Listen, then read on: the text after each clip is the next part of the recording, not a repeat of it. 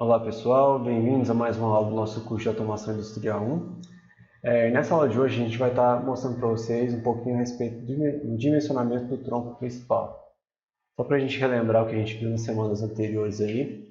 O tronco principal, pessoal, é a linha de ar comprimido que vem logo em sequência ao nosso tanque de armazenamento. Então ele faz a comunicação da central geradora com o restante da fábrica. Então ele é a tubulação que alimenta a fábrica efetivamente, tá?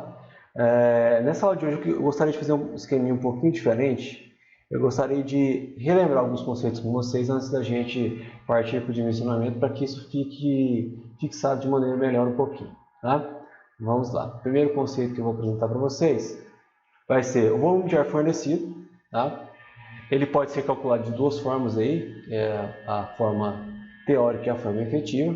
Ele está relacionado, né, com a quantidade de ar comprimido que o meu compressor ele consegue fornecer. Essas duas formas de obtenção desse volume de ar comprimido, de ar fornecido, a parte teórica calcula com base nos parâmetros de projeto do seu compressor. Então você tem lá o tamanho do seu pistão, o curso do seu pistão, a velocidade de funcionamento do seu compressor, e você consegue então calcular, né, o volume teórico que seria fornecido por esse compressor se ele tivesse um rendimento de 100%. Nós temos também o volume de ar efetivo, que é o volume que, considerando o volume de ar teórico, ele tem uma certa eficiência sobre esse valor. Tá? Então ele considera aí algumas perdas nesse processo de produção de ar comprimido. Normalmente a gente tem rendimentos aí 80%, 90%, tá? E vai variar de acordo com o tipo de compressor, e vocês conseguem também obter esse valor no manual do seu compressor, ok? Então esse valor aí, pessoal, vai ser o valor normalmente em metro cúbico por hora, tá? Ou metro cúbico por minuto, que o seu compressor ele consegue fornecer para a sua fábrica. O segundo parâmetro que eu quero revisar com vocês é a pressão. Nós temos duas pressões, né? Duas definições diferentes. Nós temos a pressão de regime, que é a pressão que o nosso compressor ele gera o ar comprimido de maneira efetiva. Então, assim, você vai ter lá seu ar comprimido, você comprou ele produz a uma pressão de, por exemplo, 12 kgf por centímetro quadrado. Essa é a pressão de regime do seu compressor. Tá? Nós vamos ter uma segunda pressão, que é a pressão de trabalho, que é a pressão necessária pelos seus equipamentos. Então, assim, você tem uma máquina que ela trabalha, por exemplo, a 6 kgf por centímetro quadrado. Essa é a pressão de trabalho dessa máquina. Tá? O nome já é bem intuitivo, então a pressão de trabalho é a pressão que eu vou estar utilizando, a pressão que vai estar sendo trabalhada efetivamente, e a pressão de regime é a pressão que eu estou produzindo no meu ar comprimido. Só para a gente ter aí alguma dimensão desses valores, né? A pressão de regime típica, ela é nessa faixa de 7 a 12 kgf por centímetro quadrado, ou 7 a 12 bares, que é praticamente a mesma coisa. E a nossa pressão de trabalho vai ser em torno aí de 6 kgf por centímetro quadrado. Né? Lembrando que a pressão de trabalho vai ser sempre abaixo da pressão de regime, porque a gente considera aí que durante o processo de transmissão, de produção, aí a gente vai ter algumas perdas de pressão. Tá? Então a gente consegue trabalhar uma pressão menor, e mesmo que ocorra alguma variação, né, de pressão na linha, a gente consiga então manter o funcionamento correto dos nossos equipamentos, porque ela é uma pressão um pouquinho abaixo. Tá? E conforme eu mostrei para vocês na última aula, utilizando o lubrifio a gente consegue, né, a partir de uma pressão maior, obter essa pressão de trabalho aí que é menor do que a pressão de regime. Vamos lá. O tipo de acionamento são dois tipos básicos, né, o tipo elétrico e o acionado por motor de combustão, sendo que o acionamento elétrico ele é o mais comum, né, e a gente consegue ter compressores elétricos para toda uma variedade, toda uma gama, né, de potências necessárias, né, independente da demanda da sua fábrica. E a gente tem também o acionamento por combustão, que é utilizado basicamente quando você não tem a possibilidade do acesso à rede elétrica na sua fábrica. Então, assim, você precisa utilizar ar comprimido e não tem eletricidade. Você então utiliza acionamento por motor a combustão. E vimos também com respeito à central geradora, né? Primeiramente, ela tem que estar localizada em uma região externa à sua fábrica, por questões, né, de segurança. Essa região tem que ser protegida contra intempéries, como por exemplo, não pode estar exposto à chuva, não pode estar exposto à poeira em geral, né, para que essa umidade, essas partículas sólidas não venham a entrar no seu ar comprimido do processo de produção. Em geral, deve-se ter uma temperatura estável dentro dessa central geradora, entre 20 a 25 graus Celsius, né? Eu expliquei para vocês que quando a gente armazena o ar comprimido a uma temperatura alta, né, quando ele resfria, a pressão tende a cair. Então é desejável que a gente produza esse ar comprimido em temperaturas aí entre 20 e 25 graus Celsius para que o armazenamento seja então facilitado e a gente não tenha perda de pressão, né, durante esse processo de armazenamento. Essa central geradora também tem que ser ventilada para que o compressor não tenha dificuldade em capturar o ar da atmosfera para a produção do ar comprimido e de fácil acesso para manutenção. Okay? Lembrando também que, né, se o nosso sistema ele for de mais de 40 HP, se o nosso compressor tiver mais de 40 HP de potência, ele vai necessitar de um sistema externo de resfriamento. Caso contrário, com sistemas de potências menores, o próprio compressor age como um sistema de resfriamento. Então, assim, a carcaça dele já é o suficiente para resfriar o ar comprimido. Com relação à distribuição de ar comprimido, nós temos dois tipos também, né? A rede aberta e a rede fechada. Sendo que na nossa rede aberta a gente tem as características principais dela, né? Ela é utilizada normalmente quando a gente quer abastecer pontos que estão distantes da nossa central geradora. A gente tem distâncias consideráveis, tá? Só que ela tem algumas desvantagens. A primeira delas, né? Quanto mais distante o seu ponto de abastecimento da central geradora, menor a pressão que vai chegar para o seu equipamento. Então, assim, devido ao atrito das próprias moléculas do ar com as paredes da tubulação, você vai tendo perdas, né, de pressão. Nesse tipo de rede também a gente tem que o ar ele flui apenas em uma direção. Então, digamos que se eu interromper a nossa linha de ar comprimido em algum ponto, toda a parte posterior dessa linha vai ser isolada. Então a gente não vai ter ar comprimido, né, se porventura a gente precisar dar manutenção em algum pedaço da nossa linha. Tá?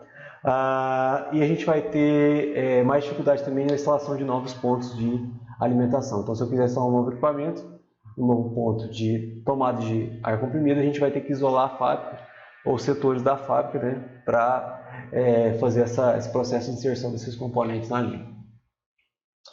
Já na rede fechada, que é a mais comum, né, nós vamos ter um loop, né, fechado na distribuição de ar comprimido, que resulta, né, em pressões mais homogêneas. Então a gente vai ter assim, uma pressão mais equilibrada, né, em todos os nossos pontos da nossa linha. Tá?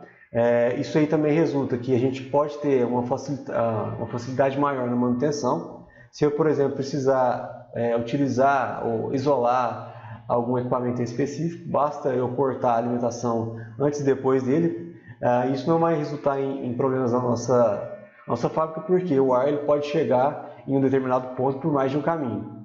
Ele pode dar a volta e chegar pelo outro lado. Okay? Então a gente consegue facilitar esse processo de manutenção e também a instalação de novos pontos de alimentação. Tá? Normalmente esse tipo de linha é um pouquinho mais caro, né? Porque você vai ter mais componentes, mais linhas, né? Mas em geral ele é o mais utilizado. Mostrei para vocês também os principais componentes, né, dessa rede de distribuição. Nós vamos ter a nossa linha principal, o tronco principal, que é a linha que vem do nosso sistema de armazenamento. Da nossa linha principal, do nosso tronco principal, nós vamos ter as nossas linhas secundárias, que vão separar a nossa fábrica por setores. Tá? Então a gente vai ter setor tal, setor tal, setor tal. Normalmente a gente tem uma linha secundária para cada um desses setores. E as nossas linhas de alimentação, normalmente ela é utilizada por equipamento. Então eu tenho uma linha de alimentação para cada equipamento que eu quero utilizar. Tá? Lembrando que a gente tem algumas recomendações, né? No caso da linha secundária, a gente sempre tem que utilizar aí uma inclinação de 0,5% até 2% do comprimento para que, né, a água que eventualmente venha precipitar na nossa tubulação ela seja concentrada no ponto mais baixo. E nesse ponto mais baixo a gente consiga então instalar um dreno para retirada de umidade. Okay? Além disso também, né, nas linhas de alimentação, a tomada de ar tem que ser feita por cima, para que se eventualmente surgir água, né, surgir umidade nessa tubulação secundária, a linha de alimentação, por ela estar puxando por cima, ela não vai puxar essa umidade, essa água que vai precipitar no fundo da nossa tubulação. Certo? Então vamos lá. Vamos então ao dimensionamento do nosso tronco principal. Tá? O dimensionamento do tronco principal está relacionado basicamente a um único parâmetro, que é o diâmetro interno dessa tubulação. Feito isso, calculado o diâmetro interno da tubulação, está feito o cálculo do nosso tronco principal. Tá? Só que existem alguns parâmetros aí que a gente tem que considerar. Tá? Existem também algumas recomendações que a gente deve tomar, né, no momento do dimensionamento desse tronco principal. São elas, tá? É uma boa prática estimar um possível aumento da demanda ao longo dos anos devido à expansão e modificações na rede, tá? Então vocês projetaram uma rede para a fábrica de vocês e essa rede ela atende à demanda atual da fábrica, tá? Então uma boa prática seria a gente considerar uma possível expansão, um possível investimento nessa fábrica para aumento de produtividade, por exemplo. Isso aí deve ser conversado, tá, com o dono da fábrica, normalmente, para você ter uma ideia de quanto deve ser esse aumento nos próximos anos. Mas normalmente considera isso aí, por exemplo, 50% do aumento da demanda, 60%, ok? Já são valores aí aceitáveis, né, para você estar projetando e já se precavendo contra esses possíveis aumentos de demanda na rede. Além disso, tá, pessoal, vocês devem considerar uma queda de pressão devido ao atrito do ar comprimido com as paredes e com os componentes.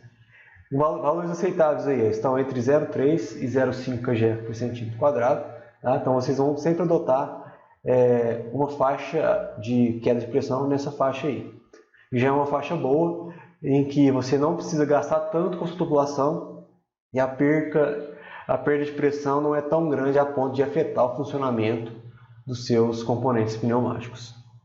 Então vamos lá.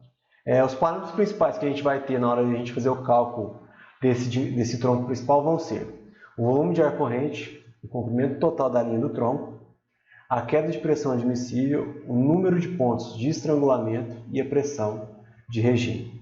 Eu vou explicar cada um para vocês de maneira detalhada. Vamos lá então. Primeiro deles é o volume de ar corrente, tá? Normalmente, pessoal, esse parâmetro aí é dado em uma unidade que é de metro cúbico por hora, tá? Basicamente ele representa o volume de ar que a sua fábrica consome em uma determinada hora. Então como é que a gente faz o cálculo disso aí? Nós temos lá todos os nossos equipamentos das nossas fábricas, todos os nossos atuadores pneumáticos, e a gente consegue calcular em função das dimensões desses atuadores, ou também da própria especificação dos equipamentos, qual que é a necessidade de ar comprimido que esses caras precisam para funcionar corretamente. Tá? Então você vai pegar esses valores individuais dessas vazões e vai somar isso tudo. E isso vai resultar no seu volume de ar corrente necessário para o funcionamento da sua fábrica. Tá? Na nossa expressão para o cálculo do dimensionamento do tronco principal, esse volume de ar corrente vai ser representado pela variável Q. E, em específico, vamos utilizar essa unidade em metros cúbicos por hora. O próximo, pessoal, vai ser o comprimento total da linha de tronco. Eu vou abrir um parênteses aqui, tá? Porque essa variável ela tem duas faces diferentes. Ela representa, ao mesmo tempo, o comprimento retilíneo da sua tubulação, tá? A metragem da tubulação, eu tenho tantos metros aqui, tantos metros ali, tá? Você vai somar toda essa metragem da tubulação. Quanto também ela vai representar a perda de pressão devido à inserção de componentes pneumáticos nessa linha.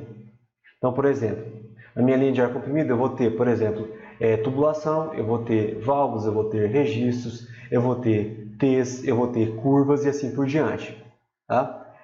Não só a tubulação linear ela vai causar queda de pressão, mas também a presença desses componentes vão causar queda de pressão. Tá? Então, esse comprimento total da linha de tronco ele vai ser dado pela soma do comprimento retilíneo, que é a metragem de tubulação, mais esse comprimento equivalente, devido à inserção desses componentes, registros, válvulas, T's e curvas na nossa linha. Tá? Rodrigo, mas por que um registro vai ser um comprimento equivalente? Vai ser dado imenso. Eu vou mostrar para vocês mais para frente, quando eu for explicar a tabela para vocês, o que significa esse comprimento equivalente. Tá? Mas não se preocupe que vocês vão entender mais adiante. A queda de pressão, conforme foi para vocês, tá? De acordo com o deslocamento do ar comprimido pela sua tubulação e através dos seus componentes, você vai perdendo um pouco de energia devido a esse atrito.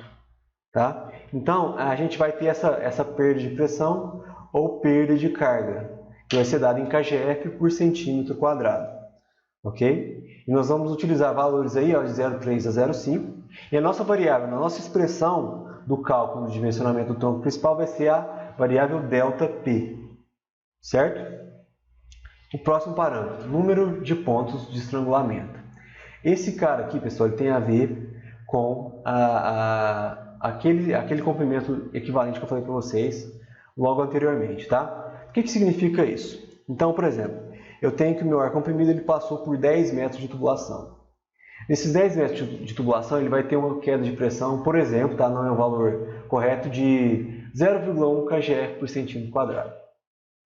Então, nós vamos pegar nossos componentes. Digamos que eu tenho uma válvula globo. Tá? Essa válvula globo ela vai ocasionar uma queda de pressão de 0,1 kgf por centímetro quadrado. Tá? Reparem que nós temos uma igualdade. Nesse exemplo hipotético que a gente fez aqui, ó. Eu tenho 0,1 kgf por centímetro quadrado da minha válvula globo e 0,1 para 10 metros de tubulação. É exatamente isso que essa variável, esse comprimento equivalente quer traduzir. Ele quer representar quantos metros de tubulação seria equivalente à queda de pressão daquele componente. Então, por exemplo, minha válvula, ou meu cilindro, ou meu T, ele equivale a 5 metros de tubulação. Ou ele equivale a 3 metros de tubulação, tá? Isso foi feito experimentalmente, logicamente, tá, pessoal? Eles observaram esse valor, tá? Tipo assim, foi medida a pressão antes do meu componente, depois do meu componente, para uma determinada bitola de tubo, tá? De tubulação. E foi calculado, então, a quantidade de tubo que é equivalente àquele componente. Então, cada componente, o meu T, a minha válvula, a minha curva, vai ser equivalente a uma quantidade, uma metragem de tubulação, tá? Que vocês vão encontrar através da tabela que eu vou mostrar a seguir. Então, vamos lá. Como é que a gente faz para ler esse cara aqui? Ó? Digamos que a gente tenha esse cotovelo comum de 90 graus, tá? Se eu tiver, por exemplo, uma tubulação de 2 polegadas, que seria essa situação aqui, ó, vou apontar para vocês, eu tenho essa situação aqui. Tenho uma tubulação de 2 polegadas e meu cotovelo ele vai ser rosqueado. Existem dois tipos de fixação, tá? A rosqueada e a flangeada. A flangeada eu já explico para vocês adiante, tá? Numa tubulação que eu tenho 2 polegadas de diâmetro interno, um cotovelo comum de 90 graus é equivalente a 2,6 metros de tubulação. Então, a perda de pressão que eu teria em 2,6 metros de tubulação é equivalente à mesma perda de pressão que eu teria nesse cotovelo comum de 90 graus. Pessoal, se vocês não entenderem isso, peço que retornem ao vídeo, dêem uma olhadinha de novo. Prestem com mais atenção nessa tabela aqui, porque isso aqui é muito importante. Tá? Então, vamos fazer um outro exemplo. Digamos que eu tenha uma tubulação de 4 polegadas. Estou aqui agora. Tá? Nessa tubulação de 4 polegadas, o meu cotovelo de 90 graus, agora, ele vai ser equivalente não mais a 2,6 metros de tubulação. A perda de pressão nele vai ser equivalente a uma perda que eu vou ter em 4 metros de tubulação. Correto? Então, 4 metros de tubulação gera a mesma perda de pressão que eu teria no meu cotovelo comum em uma tubulação de 4 polegadas. É exatamente isso que essa tabela ela quer traduzir para a gente. Qual que é o comprimento que equivale à perda de pressão no meu componente. Tá? Rosqueado. Só explicando para vocês os tipos de fixação. Rosqueado, quando a gente rosqueia normal, que a gente está acostumado. E flangeado, a gente tem basicamente isso aqui. Ó. Nós temos nossa tubulação. Tá? Aqui eu tenho a tubulação. Não, peraí, deixa eu fazer direitinho. Ficou feio.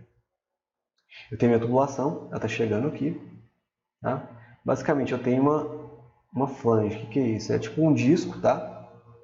Que ele tem vários furos, em que a outra parte da tubulação ela é conectada por meio de outra flange. Então, tem outra flange que chega aqui, tá? Desculpa. Para. Peraí. Desculpa. Vamos lá. Eu tenho a outra parte da tubulação, que é conectada via também flange. E a fixação é feita através de parafuso. Eu coloco um parafuso aqui, atravesso e coloco uma porca do outro lado. E a gente aperta. Tá? Então, se a gente olhasse de frente à flange, eu teria a tubulação, eu teria a flange e teria vários furinhos para a gente fazer a fixação. Essa é a fixação do tipo flangeado. Tá? Para referência depois, olhem na internet, pesquisem lá flanges, só para vocês verem direitinho como é que funciona isso aí. Tá? Mas o raciocínio dessa tabela é basicamente esse, tá, pessoal? Então vamos lá. Vamos a mais um exemplo só para vocês fixarem melhor. Então, digamos que eu tenho uma linha, a nossa tubulação ela vai ter, por exemplo, agora 2,5 polegadas. E eu quero trabalhar com uma curva de 45 graus. Para minha tubulação de 2,5 polegadas, eu tenho que a curva de 95 graus vai ser equivalente à perda de pressão que eu vou ter na minha curva de 45 graus, vai ser equivalente à mesma perda de pressão que eu teria em 0,97 metros de tubulação de 2,5 polegadas. Tá? Beleza? É isso aí. Então vamos lá. Então a gente tem cotovelo comum, nós temos curva de 90 graus raio longo, nós temos curva de 45 graus, curva de 180 graus, nós temos também os T's, tá? Para a gente fazer a conexão das nossas linhas aí. Então eu tenho, nesse caso aqui, T em fluxo em linha, eu tenho que meu ar está passando nesse sentido aqui, tá? T fluxo pelo ramal, meu ar está passando nesse sentido aqui. A gente tem valores diferentes de acordo com o fluxo pelo T. Tá? Nós temos aí nossas válvulas gaveta, válvula globo, temos aí válvulas angulares, válvulas por retenção portinhola, união por filtro em Y. Tá? Para todos esses componentes aí a gente tem a nossa tabelinha. A gente tem os diâmetros, tá? Os diâmetros aqui e aqui. Nós temos aí o comprimento equivalente tanto para fixação rosqueada quanto para fixação flangeada. Ok? E o último parâmetro que nós vamos ter na nossa expressão vai ser a nossa pressão de regime. Conforme eu falei lá para vocês, lá no começo da aula, tá? A pressão de regime é a pressão com a qual o nosso compressor produz o ar comprimido. E também vai ser dado em kgf por centímetro quadrado. Valores típicos são de 7 até 12 kgf por centímetro. Ok? Esses são todos os nossos parâmetros que nós vamos utilizar para fazer o cálculo do nosso diâmetro, nosso tronco principal. Tá? E a nossa expressão vai ser dada por essa equação mostrada abaixo. Tá? Não assustem, ela é mais simples do que parece para a gente calcular, o procedimento é bem tranquilo a gente fazer, tá? Mas é essa expressão aí. Nós vamos ter 10 vezes a raiz quinta de 1,663785 vezes 10 elevado a menos 3, vezes a nossa vazão elevado a 1,85 vezes nosso comprimento, dividido por ΔP vezes P. ΔP é a queda de pressão e P é a pressão de regime. Feito isso, pessoal, vocês vão obter um valor de diâmetro para a sua tubulação e vocês vão procurar esse diâmetro em uma tabela de tubos comerciais, tá? Conforme essa aqui mostrada para vocês. Então, digamos que eu obtive um diâmetro de tubulação de 11,47. Eu não vou obter um tubo com exatamente esse diâmetro interno de tubulação, tá? Então, o que a gente faz? Tendo esse valor em mãos, eu vou olhar o primeiro valor de diâmetro interno acima desse valor que eu obtive. Então, aqui na nossa tabela, por exemplo, o primeiro valor acima é 12,6, que seria um tubo de 3/8 de polegada. Tá? Então, é assim que a gente faz. Eu obtive, por exemplo, 30,29. A gente vem na nossa tabela e olha o primeiro valor acima. Seria 35,1, que é equivalente a um tubo de 1,25 de polegada. Ok? É assim que a gente vai fazer o nosso dimensionamento do nosso tronco principal. Agora vamos a um exemplo desse dimensionamento. Digamos que nós temos aí uma fábrica em que nosso comprimento de tubulação linear vai ser ao todo 300 metros. A gente tem uma perda de carga admitida em função dos nossos componentes e equipamentos de 0,3 kgf por centímetro quadrado. A pressão de regime, que é a pressão com que o meu compressor produz o meu ar comprimido, é uma pressão de 9 kgf por centímetro quadrado. O volume de ar corrente, que é a vazão necessária para a minha fábrica funcionar, é de 300 metros cúbicos por hora e está previsto nos 10 próximos anos um aumento de 60% na capacidade da minha linha de ar comprimido. E nessa linha de ar comprimido nós temos 5 T's roscados com fluxo em ramal, 29 T's roscados com fluxo em linha, 7 válvulas do tipo gaveta e 6 curvas de 90 graus de raio longo, todos eles roscados. Correto? Como é que a gente faz então para proceder ao cálculo do diâmetro do tronco principal? Primeira coisa que nós temos que fazer, tá? Observando a nossa expressão para o cálculo do diâmetro, nós temos que então saber quais são os valores que a gente tem que inserir das variáveis, tá? Lembrando primeiramente que, a nossa linha de ar comprimido ela vai ter que expandir em 60% nos 10 primeiros anos. Então, como é que a gente faz para contabilizar esse aumento na capacidade da linha de ar comprimido? Nós vamos inserir esse valor na vazão. Então, nossa vazão, que era de 300 metros cúbicos por hora, ela vai ser 300 mais 60%, que a gente consegue calcular através dessa expressão aqui. Nós temos 300 mais 60% de 300, que nos vai dar um total de 480 metros cúbicos por hora. Ok? Feito isso, nós vamos inicialmente jogar na expressão, tá? Mas vamos retornar um pouquinho. Lembra lá que eu falei para vocês que nós temos as singularidades, que são os componentes inseridos na linha que provocam queda de pressão, que são equivalentes à metragem de tubulação? Lembra disso lá? Ok? Só que, para a gente olhar qual que é o comprimento equivalente daqueles componentes na nossa linha de ar comprimido, a gente precisa saber o diâmetro da tubulação, tá? Só para a gente voltar a mostrar para vocês. Então, eu sei que, por exemplo, essa válvula angular, numa linha de meia polegada, ela vai ser equivalente a 4,6 metros, tá? Só que a gente não sabe isso no nosso exemplo que a gente está fazendo aqui agora. Então, o que a gente vai fazer? A gente vai inserir o valor do comprimento linear da nossa linha, que é 300 metros, tá? Nós vamos inserir esse valor como sendo o comprimento total da minha tubulação. Então, a gente vai pegar esse valor e inserir ele nesse lugar aqui, tá? Para que a gente vai fazer isso? Para a gente obter um valor, um diâmetro preliminar, um diâmetro de referência, para que a gente possa então pesquisar na tabela o valor do comprimento equivalente dos meus componentes. Certo? Então vamos lá, vou inserir os valores. A vazão, conforme a gente especificou anteriormente, vai ser os 300 metros cúbicos por hora mais 60%, que vai dar 480. O nosso comprimento linear de tubulação deu 300, que é só o comprimento linear, tá? Conforme eu mostrei para vocês aqui, ó, só o comprimento retilíneo.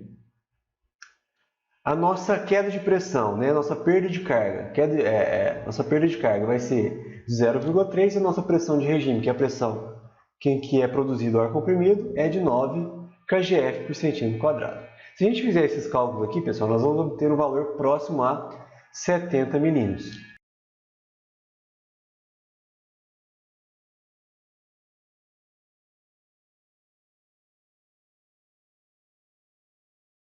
Feito isso, calculamos então o diâmetro de referência. Deu 70 milímetros, a gente converteu e olhou na tabela, descobriu que é um tubo comercial de 3 polegadas.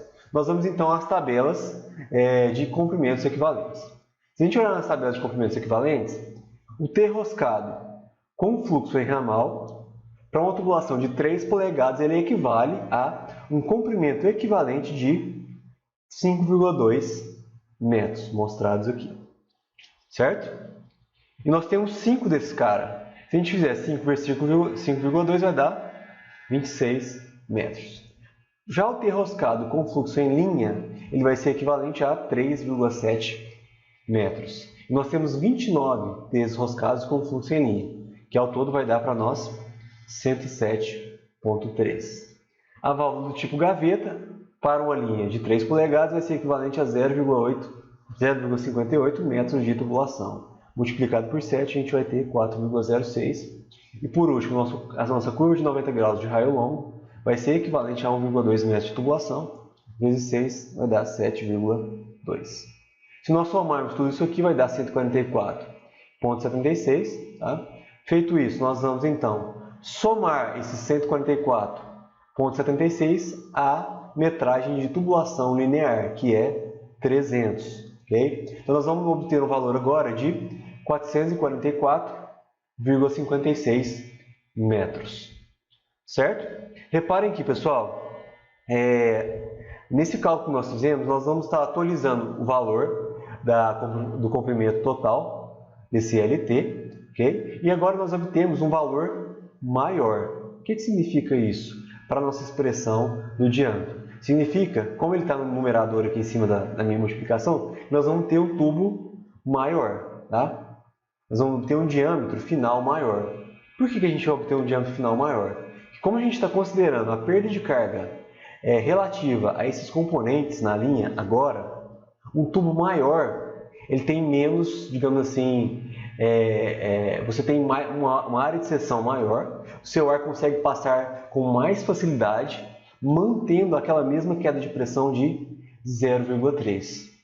É igual a gente tem na elétrica. Na elétrica, se a gente tem um fio de bitola maior, a resistência desse fio é menor, porque a gente tem mais, digamos assim, mais área de superfície para os nossos elétrons estarem caminhando na superfície desse fio. Aqui é a mesma coisa. Uma tubulação maior, a gente vai ter maior área de seção para o nosso ar comprimido estar circulando efetivamente.